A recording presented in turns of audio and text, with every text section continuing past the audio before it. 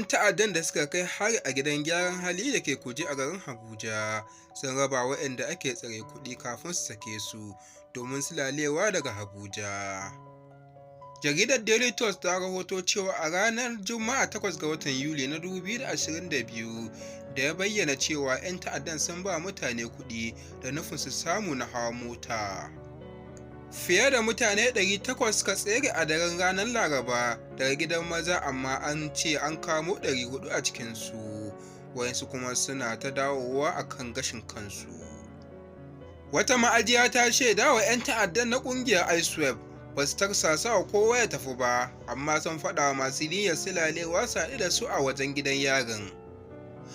A wajen gidan yarin na birnin tarayyar Abuja akwai motocin da 'yan ta'addan suka tanadar wa don tsofaffin mayakan Boko Haram da ke zama a gidan kaso.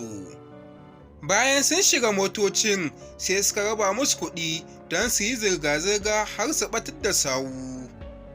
Jaridar ta ce 'yan ta'adda sun yi wa waɗanda bayan ƙungiyarsu barazanar cewa kada ya shiga motocinsu, ana nuna za a kashe su duk wanda ya shiga motocin.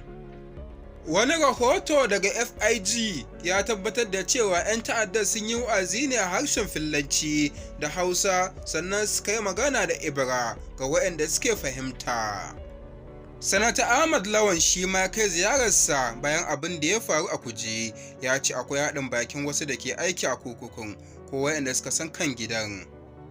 Sanata Lawan ya ce bai kamata mutane 300 su auka gidan kurkuku ba tare da jami'an tsaro sun yi obas ba, sai dai akwai abin da ake shirya da ba a sani ba.